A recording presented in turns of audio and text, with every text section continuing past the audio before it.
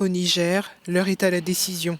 La junte militaire à l'origine du coup d'État jusqu'à dimanche pour libérer et rétablir dans ses fonctions le président démocratiquement élu Mohamed Bazoum, sous peine d'une intervention militaire menée par la CEDEAO. Les habitants de la capitale Niamey ont exprimé leur espoir que de nouveaux pourparlers aient lieu afin d'éviter tout conflit. Selon moi, c'est une attaque infondée puisque ça n'a pas lieu d'être au fait. C'est une attaque qui n'a pas lieu d'être. On suit la voie de la démocratie. Et dans cette démocratie-là, ce sont les pourparlers.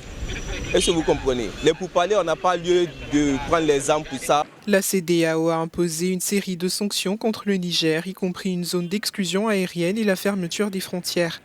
Le Nigeria voisin, qui fournit 70% de l'électricité du Niger, a également coupé le courant, plongeant la population de 25 millions d'habitants dans l'obscurité. Le Niger, dans un futur proche, je ne pense pas attaquer à travers une intervention militaire, je ne pense pas. Peut-être que ça se limite à des sanctions économiques. Le peuple nigérien elle va souffrir dans un premier temps. Les frontières nigériennes avec ses principaux partenaires commerciaux ont été fermées et les camions de livraison seraient bloqués à la frontière avec le Bénin.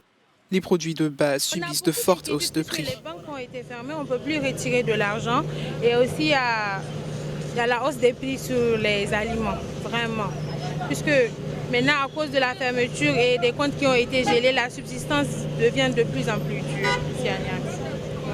L'incertitude plane sur le pays et des millions de Nigériens sont désormais confrontés à la menace d'une guerre. Le Niger est le 5e pays de la région dont le gouvernement a été renversé par l'armée depuis 2020.